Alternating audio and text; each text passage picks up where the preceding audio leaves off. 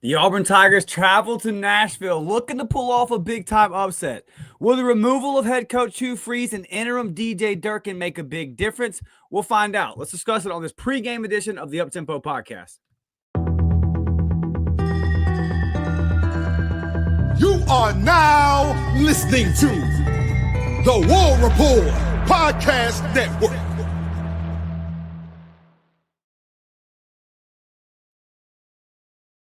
Yes, sir. Good morning, everybody. Welcome to our pregame show. Game number 10 for the Auburn Tigers, traveling up to Nashville to take on Diego Pavia yet again. Clark Lee and his Vanderbilt Commodores, they came in the Jordan Hare Stadium last year, walked out with a 17-7 W. A very, very frustrating game. Kind of what we all got used to under head coach Hugh Freeze. Good defensive effort, offense not able to get anything going, and eventually the Tigers just kind of fold and don't make anything happen. Very frustrating game last season. Auburn actually did a good job holding Diego Pavia to under 50%. Then the whole media was, Diego cooked Auburn, Diego cooked Auburn. No, he didn't. DJ Durkin did a great job of containing DJ. Hugh Freeze just couldn't move the football. Will that be different today with Derek Nix being the full-time play caller, calling every play? And we'll talk about some of the things that may have changed during the week with Derek Nix in charge of that offense. Will Auburn get that interim bump? The guys seem to be fired up to play for DJ Durkin. Going to be exciting. I think that just the newness of it gives Auburn fans kind of something to look forward to these last three games. And even if you're not an Auburn fan or a Vanderbilt fan, you got to be kind of interested in this game just to see what does Auburn do. If Auburn comes out and scores, I would say anywhere more than 17 points, I think it would be a huge indictment on Hugh Freeze. So let's get into some of that. There were some reports coming out this week. And by the way, you guys, follow into the comment section. Go ahead and like that video. Sub to the channel if it's your first time checking us out here on the Uptempo Podcast. And let me know in the comments where you're tuned in from this morning. Where are you guys watching the pregame show from? I also want your score predictions at the end of the show.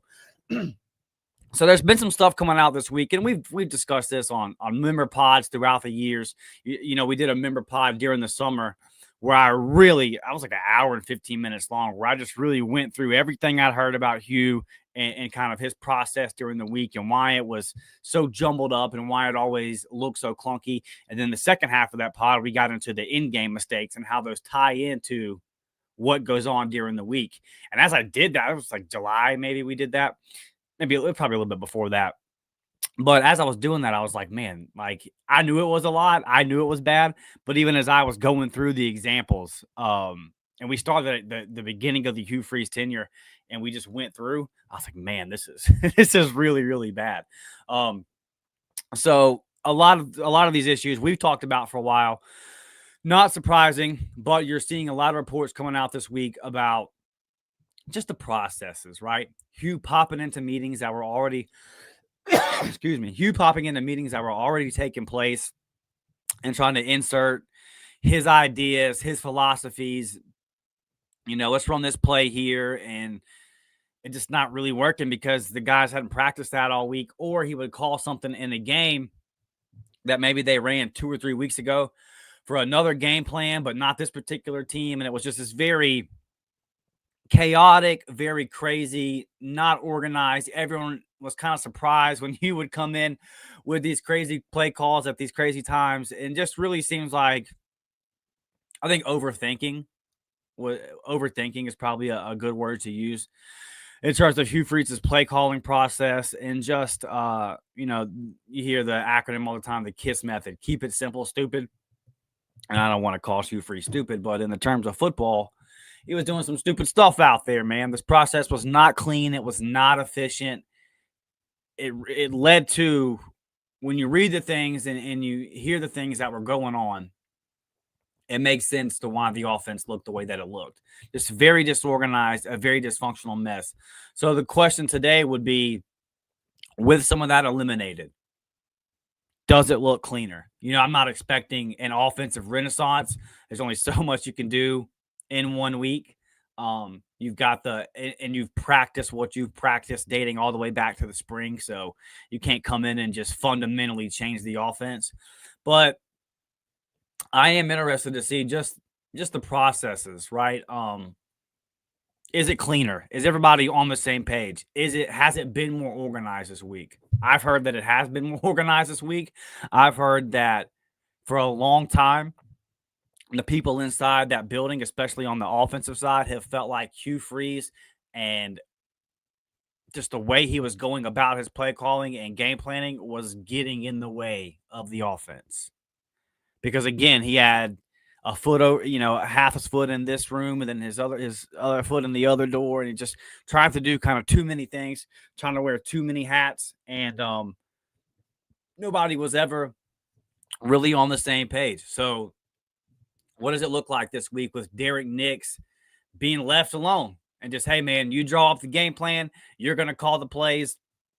It's all on you. I think that is very, very interesting. Again, I don't expect there to be these massive schematic changes or anything like that, but just the processes look cleaner.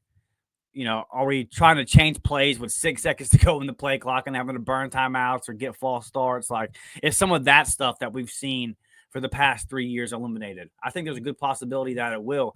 And I've seen these reports coming out from multiple websites, and we've really reported it, especially on our member pods here, that Hugh Freeze, again, I'm going to say it again, Hugh Freeze was detrimental to the process of efficiency on the offensive side of the ball. Hugh Freeze was in the way of everything running smoothly in terms of play calling, in terms of game planning. He was a negative. He was not a positive. So does it look better with that negative removed today? Can't wait to check it out.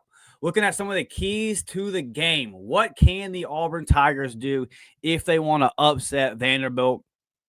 Look, obviously, you can say this about every game, but really, if Auburn wants to do something today, you feel like they've got to create a couple of turnovers and maybe set their offense up in good field position, kind of like they did the one touchdown the offense was able to score in the A&M game. If you can return the interception to the 2-yard line, that'd be cool. Or maybe even some defensive touchdowns like you did versus Arkansas. But definitely need to win the turnover margin for sure. We need to win the turnover battle, and you would think like +2, but at least got to be +1. And Auburn can't afford to turn the football over and put their defense in bad position. And this is hard to do because there's one thing that Vanderbilt does very well is protect that football, ball control. You know what Vandy wants to do. They want to grind that clock. They want to control the game. Vanderbilt wants to control the fight, right? They want the game to be played at their pace. So if you're Auburn, and because of that, you're not going to get a lot of possessions. So if you're Auburn, can you steal a couple of possessions on defense?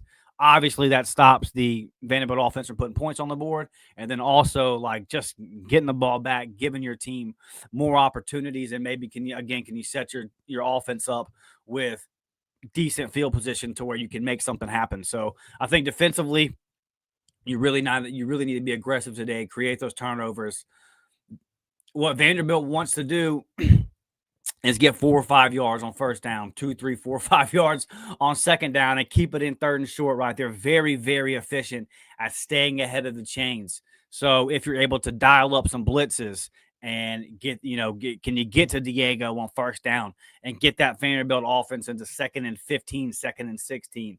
That would be big time as well. Can you dial up some pressures? Can you find ways to have Vanderbilt playing behind the chains instead of ahead of the chains? Because once Vanderbilt gets into their offense, they get into that grinded out ball control style. They're getting into 2nd and 4, 2nd and 3. It can be a long day. And you look up and you're like, man, we haven't even been on the field.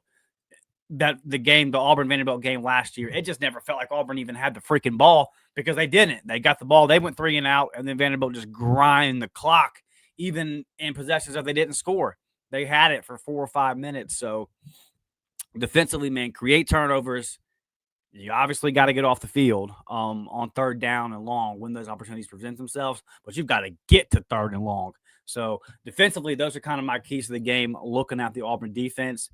I don't even know what to expect on offense, so I'm just going to say if you can find a way to be efficient on first down, and I'm by saying efficient, I mean not going backwards. Like not even what a normal offense would call efficient. Efficient for this Auburn offense. Can you get to 2nd and 7? Because my goodness, 2nd and 7 is better than freaking 2nd and 16, 2nd and 17, like we just talked about with Vanderbilt. Man, Auburn's lived that life all year long. So, can Auburn come out and get some kind of run game established with Jeremiah Cobb, with Omar Mapson? Is Darrell Robinson a little bit more ready to go? What do they do with Ashton Daniels, who will be getting a start today at quarterback? Can they kind of get him set up with some QB runs and stuff like that you really, I don't feel like we didn't even see it last week versus Kentucky. I just have no idea what Hugh Freeze was trying to do last week versus Kentucky. So, come on if you're Auburn. And try your best to establish that run game early. And, yeah, just protect the football. And if you got to punt, you got to punt. But definitely protect the football. Don't give Diego Pavia a short field. Don't give Vanderbilt any momentum, any opportunities to capitalize on mistakes. Play the best you can. Play clean football if you're Auburn. And look, Hudson Cock, my guy. Auburn punter. Come on, man. Come on, dude. Like, today's the day. You have to look like a Division I punter today. He's been abysmal all season long. I have never hated watching a punter. I legit hate watching Hudson Cock attempt to punt the football. It's just ass. So, dude, this is going to be a field position style game most likely. Like, I don't bet. If you do, maybe take the under, right? Maybe take the under on this one. I think this is going to be a quick game. I think it's going to look a lot like last year. I'd be shocked if a whole lot of points get put up today. Going to be a field position game. Hudson, punt the ball longer than 30 yards, dude. Stop shanking it off the side of your foot. Stop doing that. Act like a Division I punter today. It's going to be critical. We know that in these defensive slugfest type games, which is what we're anticipating this game to be, special teams can be key. A big play on special teams here, a mistake on special teams, like all those things can really cost you. So for Auburn, for Hudson Cock, like, dude, you got to be averaging around 45 a punt, man. You got to be able to pin that Vanderbilt offense back and make them work, right? Like, again, that's what they want to do. They want to have these long, sustained drives where they control the clock. But obviously, the more snaps, the more reps that Vanderbilt offense has to take, the more of an opportunity you have as a defense to make a big play. So pin them back there, make them drive the length of the field. We can't be shanking punts today, dude. And then in terms of like punt return, kick return, well, let's make something happen. Let's make something happen. Field position. In a game like today, field position will be big time, and special teams is critical in the field position battle. So that's really probably my number one key to the game, outside of the obvious of quarterback play and protecting the football. But like, special teams is probably going to be massive in this game today. Auburn really needs to clean that up. Let's get to some of these comments you guys are filing in here this morning, and I love to see it. My guy Brett is in the building, as he always is, with the War Damn fam. Appreciate you, Brett. Ryan says, more 3-and-outs than first downs. Offense looks the same this week. Probably so. Like, we can't expect massive wholesale changes and everything. But I am optimistic, Ryan, that it'll look more, the processes at least, will look more efficient and more clean. Deanna says 57 people and only 10 likes. Come on, hit that like button. I know. It's easy. It's free. It literally takes 5 seconds. Just smash that thing. Ryan with the War Damn Eagle. We appreciate you, big dog. Ryan says Derek Nix was the first down guru. I would suspect we pass on first down. We're gonna see today. I will say this, Ryan. A lot of what you mentioned here, it was still Hugh Freeze. I know what he said. I know how he says the responsibilities were divvied up and all that kind of stuff. Hugh Freeze was calling the plays on first down. I feel very comfortable. I know that for a fact. So, yeah, we'll see today. And if it looks the same, then obviously we could, as far as throwing it every first down, then you can look at Derek Nix and be like, what are we doing here? But he would be doing that on his own for the first time. I would say. Like everything, I know what Hugh said. Everything that you've seen offensively, Hugh Freeze was in charge of. So, big opportunity for Derek Nix today. Madison says also need to value possessions 100% because you're not going to get a lot in this game, right, Madison?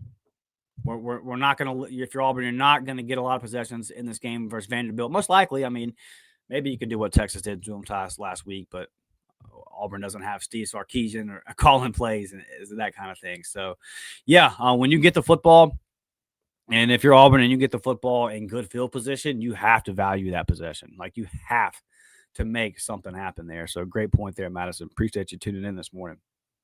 Maine with the War Damn Eagle. Maine, longtime supporter of the show. Appreciate you being in here, my guy. Let's see. Rodney. What's up, Rodney? Rodney says, get Cobb going. You got to. We got to get Jeremiah going today. Offensive line. I really thought that last week was one of the worst performances I've seen from an Auburn offensive line in a long time. And that's saying something. There's been a lot, really, especially under Hugh Freeze. There was a lot of we could run block well, but the pass blocking was bad. Last week, it was just all bad. And there's really something to, I wonder if there's something to this idea. I think it's Cole Kublik I've heard speak on this. I've definitely heard some former O-linemen speak on this, where they talk about in the RPO system, you don't know what you're blocking at first, right? Because it could be a pass, it could be a run. It could even be a quarterback run, and it could be an inside zone or a sweep. Like the offensive line, the play is starting, and they're still kind of figuring out exactly what we're blocking, who we're blocking, what we're doing. And if you watch this Auburn offensive line this year, it definitely looks like they're a step behind. Is some of that eradicated today? Are they designed? No, this is a run. It's 3rd and 2. This is a run. F that P in the RPO, right? We're turning around. We're handing it off to Cobb. Do you see some more of that today? Does that help the offensive line? I don't know. But yeah, Rodney, you got to get Jeremiah Cobb going for sure if you want to win this football game. Devin, longtime supporter of the show. Love you, Devin. Appreciate you. Hope everything is going well out there in Texas this morning. Says, War Eagle fan, looking forward to seeing this team play today. We are going to find out just how detrimental Hugh was. I promise you, he was very detrimental. And I don't think Auburn wins today, but I think that there will be there could be some things that could just like, what if pre-snap penalties on offense are way down?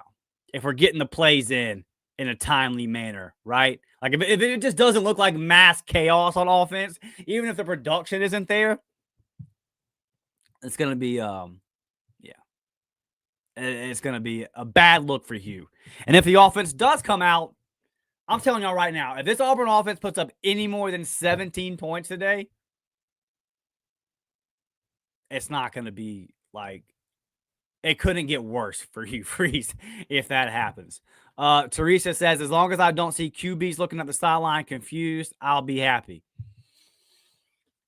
Yeah, we definitely have been used to that. Longer than just under the Hugh Freeze era, right? Even we can go back a long time about there's a lot of confused looks from quarterbacks to head coaches on that Auburn sideline. We're quite tired of it. TJP says, War Damn Eagle, let's get this win today. That'd be great, buddy. That would be great. It felt good to wake up this morning and just, I don't even know if hope's the right word because I don't think Auburn wins, but like, I don't know, man. Maybe optimism. I guess I'm struggling to find the right word to describe how I feel this morning, but I want to watch it. I'll say that. This past year and a half, I haven't looked forward to watching Auburn. I hate bad football. Disorganized, dysfunctional, bad coached football, poorly coached football. And we have seen that on the offensive side for 3 seasons now. And I just halfway through last year, man, really it was the second quarter of the Arkansas game. I was there and I just sat down and was like, I can't anymore with this. This is just ridiculous. And yeah, so and it's felt like a chore ever since then to turn on the TV and watch Auburn. And again, I don't feel like that Auburn offense is going to light the world up today, but it just feels good to be excited to turn the game on and maybe see if something different happens. And if not, it's okay. We've removed the problem, and hopefully hopefully moving forward, it's all going to be okay. And there's only 3 more games of this. Madison with the War Damn Eagle. Susan is in here with the War Damn Eagle.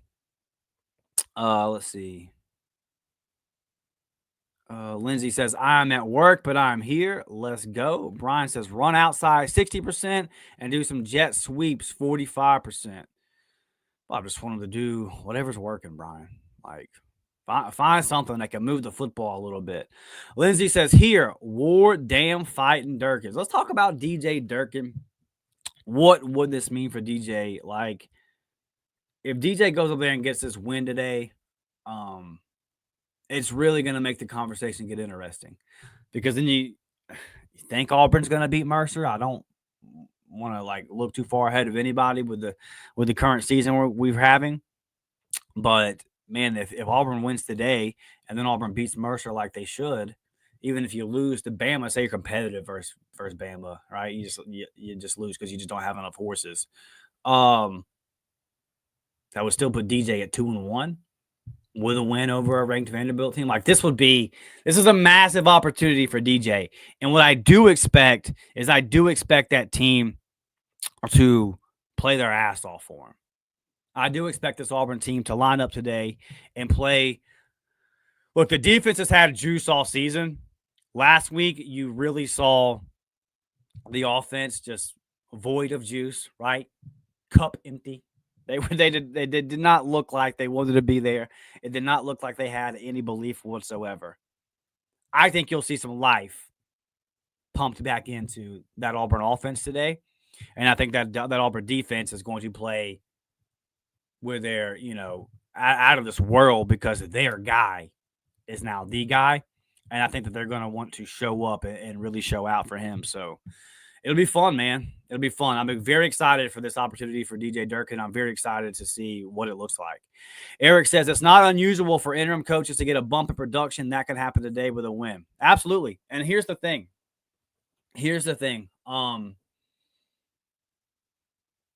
We've made mention of, in the second half versus Georgia was always a big example of this, where the team mirrors the identity and the mindset of the head coach.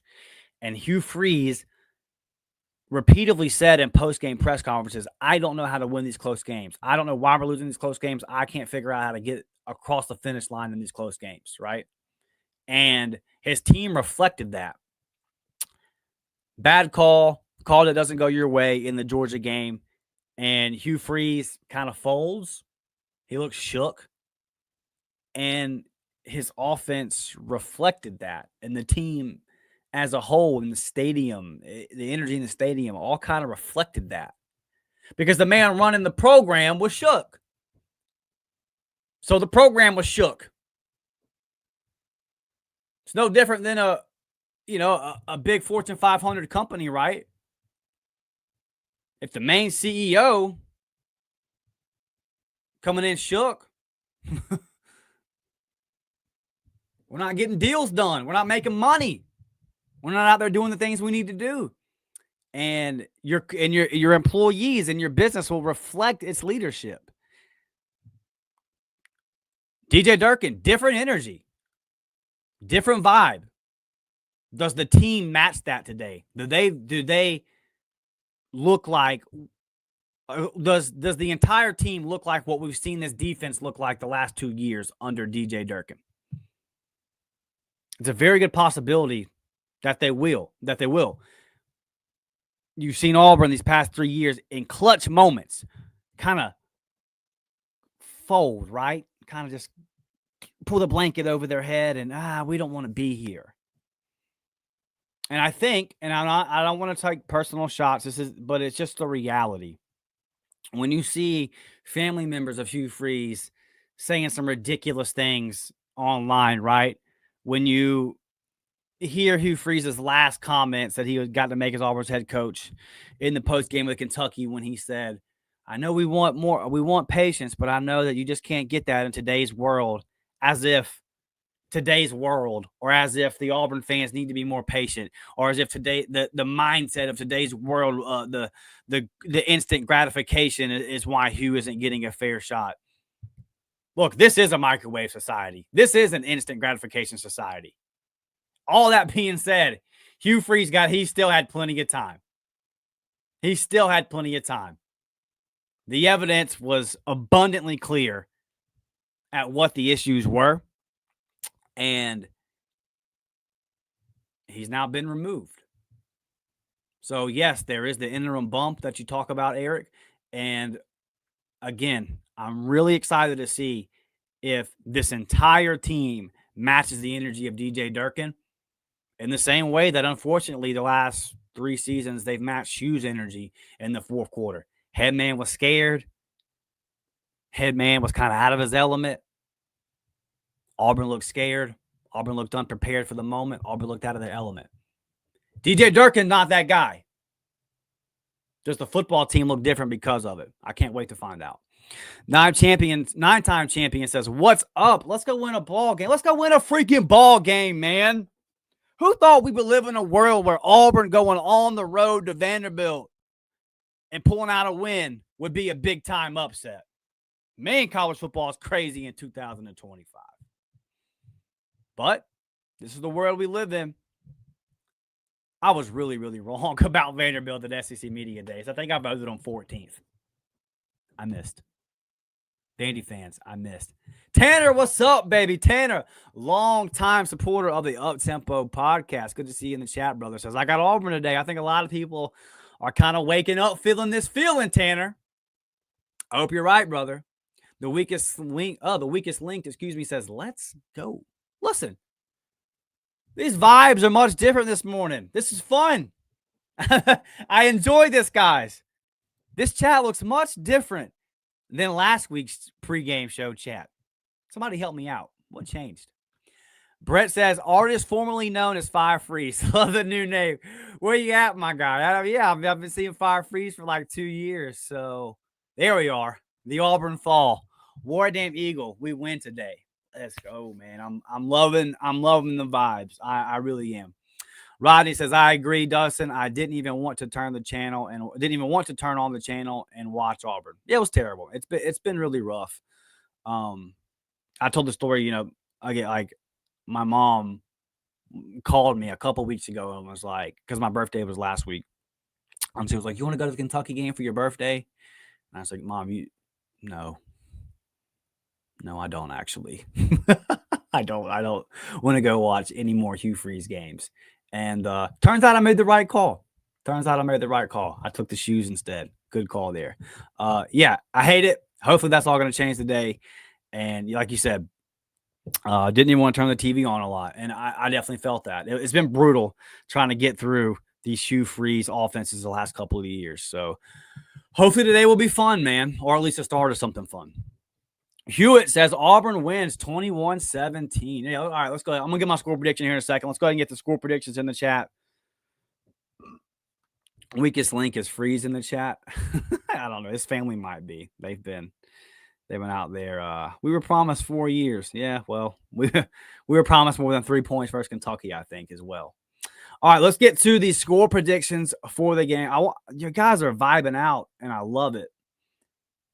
But I've got Vandy 20. I've got Auburn 13.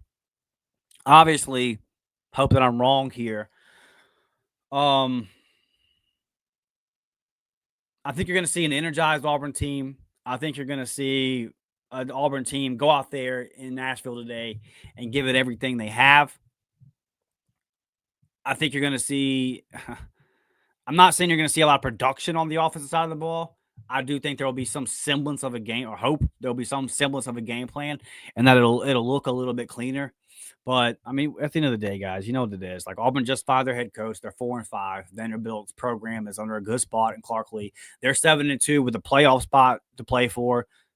Still, I believe they still have a shot to make it to the SEC championship game. So, like everything that Vanderbilt has wanted to accomplish this year, is still in front of them.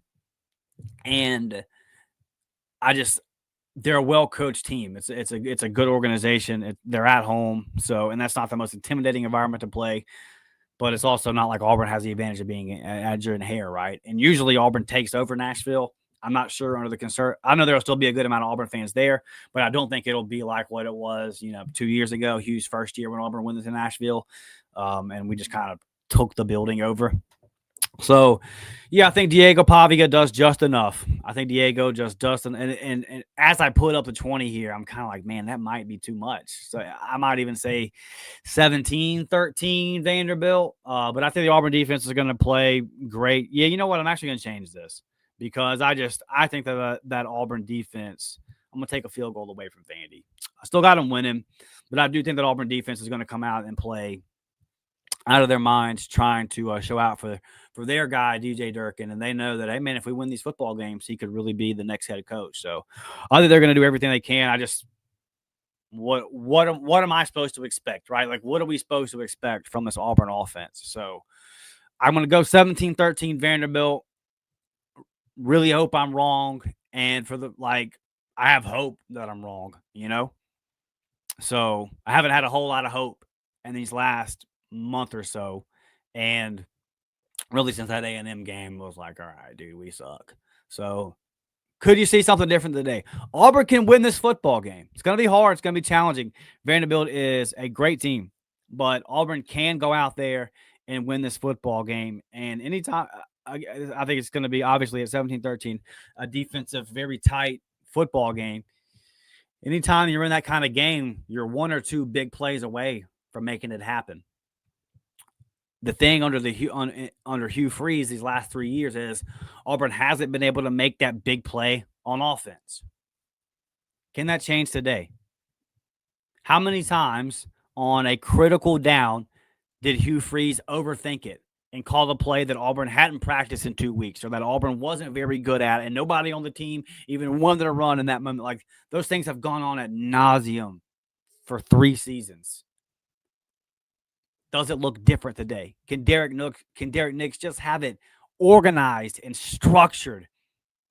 That alone would be leaps and bounds better than what we have seen over the past 3 seasons. So I'm really looking forward to this football game. And I just want Auburn to come out there and put up a fight. And I, again, hope I'm wrong on this and have a little bit of hope and faith that I am. Huggy says, man, hit that like button looking a damn shame. Yeah, for sure. I know we got 104 people in here. Just hit the like button. If you don't mind, it's free. It don't cost you nothing. I think Auburn will upset Vandy. This is I appreciate you. Thank you for tuning into the show today. This is a very common feeling this morning. We're all feeling pretty good. I love it. Eric says if Vandy comes out flat, Auburn wins. Woo! Eric, if Auburn scores 24, they better not ever let Hugh Freeze near a football stadium again. I love that, Eric. Hope you're right, bud. Brett says 35-20 Vandy. Got a feeling like defense takes a step back with DJ focused on the whole team, but a better effort from the offense. I checked in on this, Brett. I don't think that there's been too much that DJ's been removed from. He just has had to spend a little more time at the facility, but my understanding of it hasn't been this big different week for him. He's pretty much operating as such. Maine says Auburn going undefeated. Woo! Let's go. Special teams. Yes, ma'am. Key to the game for sure. Or one of them. It's going to be a field position game. This team about to come out fired up with new energy. Yeah, I think you're going to see a different mindset this week than what you've seen from this Auburn team in a long time. And I'm fired up for it, buddy. Mark says they have no idea what we are going to do. 31-24. Man, 31 points, guys. If Auburn scores 31, Shamara, 27, Auburn, Vandy 21. Woo! Ryan says defense will score. Madison, 17-16 AU. Why the hell not? Why the hell not, Madison? Why not us? Karen, longtime member of the Uptempo podcast. Hope you're doing well, Karen. Thank you for always supporting the show. 17-14, Auburn Tigers. Let's get it. Got defense will score. Ryan with his 24-10 Auburn prediction. Deanna, 24-20 Auburn. Everybody's got us in the 20s here. Let's go. Let's go. Ryan, 24-10. All right, man. I'm loving it. Hewitt says Auburn wins 21-17. All right. Cam says, man, if AU scores 28 points, Hugh by. Hey, yes, absolutely. If Auburn scores north of 24 points today, buyout terminated. Right? I agree. Teresa says if we score 31, retain DJ and Knicks. If we score 31, boy, oh boy. Natty Free's going to have a tough day if Auburn scores that many points. The Auburn Thaw says 28-17. My guy ain't predicted Auburn to win a football game in a hot minute, at least an SEC one. He finally got his wish. Hugh Freeze gone. Now he's predicting Auburn by double digits versus ranked opponents on the road in the SEC. Hugh Freeze, what did you do to this fan base? Tanner says 31-13 Auburn. Tanner, my guy, I hope you're right, buddy. Man, I hope you're right, Tanner. Tanner, I love the switch up. And, man, listen, Tanner is so positive. Tanner is such an optimistic Auburn fan. And these last 3 weeks, he's been in the game day group chat just out of it, like completely checked out. Tanner, it's good to see the real Tanner back, man. I hated to see what Hugh Freeze did to you. If AU scores 31 points, I would be pissed off. Yeah, I mean, for sure. For sure.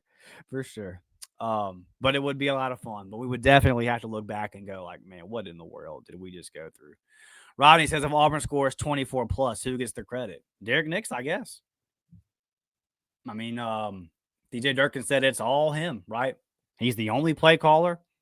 He's the game plan. Like all this convoluted mess that we've had the last 3 years.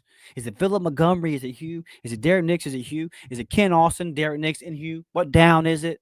All that stuff. Yeah, man. Let's see. If Auburn scores more than 24, we got to say Derek Nix because Durkin has said he is 100%. It's all him. Everything. So, for sure. If that offense looks better today, it would be a massive indictment on Hugh Freeze, and it would be a big plus. It would be a big plus, a big check mark in the box for Derek Nix. I'm pulling for that to happen, man. I am. The weakest link says 30-19. Not sure why, but I feel that way all week since Dirk took over. Okay. 30-19. I love this. I have not seen the chat predicting this many Auburn wins in like a month and a half. So that would be fantastic. 31 points. Break out the cigar. Yeah. Auburn scores 31 points and wins the football game. I'm going to smoke a special cigar tonight. A homemade cigar. A medicinal cigar. If Auburn scores 31 points tonight. You best believe that. Mark says they are not ready for the passing game we put together today. Then we hit them with the run. Okay, so you're saying go over the top and set it up. Okay, that's quite the usually it's set up the run, establish the run, and then hit them over the top. I got Mark saying come out, hit them over the top. They won't be ready for it. I love that, Mark. I love that. All right, guys, we're about to get out of here. Get your final comments in here. Like that video. Sub to the channel. Follow me over on X at DMcShaw28. Memberships, man. $3.99 a month for the JV squad. $5.99 a month for the varsity squad. We had an awesome week on the memberships. Dropped some basketball stuff for you guys. Dropped our first coaching hot board with some intel that we have gathered. So for our members, if you missed that, go check that out. If you are interested in exclusive up-tempo podcast content, sign up today, man. Got podcasts coming out every day if you are a member. you will get a podcast one way or the other, whether it be a public one or a members-only podcast. I'm making sure that we got something dropping every single day. Wasn't able to get one out yesterday. Had some family emergencies I had to go take care of. But if you are interested, if there's just not enough, if the 3 to 4 episodes we do every week are just not enough for you, go over there, sign up for the memberships. Ton of perks. Again, put them right here on the screen for you that you will be available to get. And yeah, man, I think the big thing there is you guys that are signing up are just saying, I want more content. And that is the way to do it. Also, go sign up or go check out the Warport Gaming channel. I played Vanderbilt on my Auburn Dynasty. I started Deuce Night. So go check that out. Came out hot. Second half, Clark Lee and them adjusted. We kind of had to run the football a little bit, but go check that out over on the Warport Gaming channel. Got tons of gaming, sports gaming content dropping out for you guys there as well. Any final comments before we get out of here? Any more score predictions? Brian says 28-24 Auburn is what I'm feeling. All these people, all you guys got Auburn scoring north of 20 points. I absolutely love it. Brett says Dusty Dimes for Heisman. That's right, Dusty Dimes, quarterback at Eastern Carolina over on the Warport Gaming channel. We're trying to make something happen for the ECU Pirates. Go check that out, man, if y'all are into that kind of content. We're having a good time over there. Susan says 12-14 AU. This would be, man. See, Susan, I can see this. I can see Auburn winning the game 14-12, 14-10. And I'm here for it, Susan. I would be here for it. What's my Twitter? It is right there underneath my name, at DMcShaw28.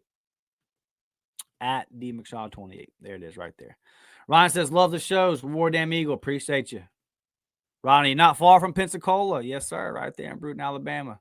See you after the game. We'll be here. We'll definitely be here 9 a.m. tomorrow morning. Me and my guy, Nick. I might, we'll see.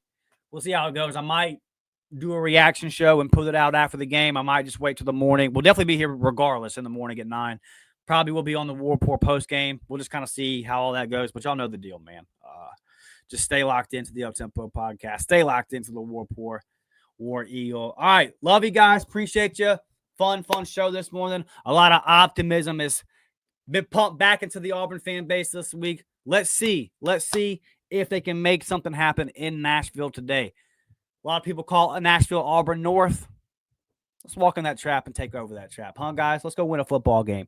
Word Damn Eagle, smash that thumbs up button if you have it on the way out. I love you. I appreciate you. We will be back after the game, reacting to what we hope is a big-time Auburn SEC dub. Word Damn Eagle. I'll see you on the next one. I'm out.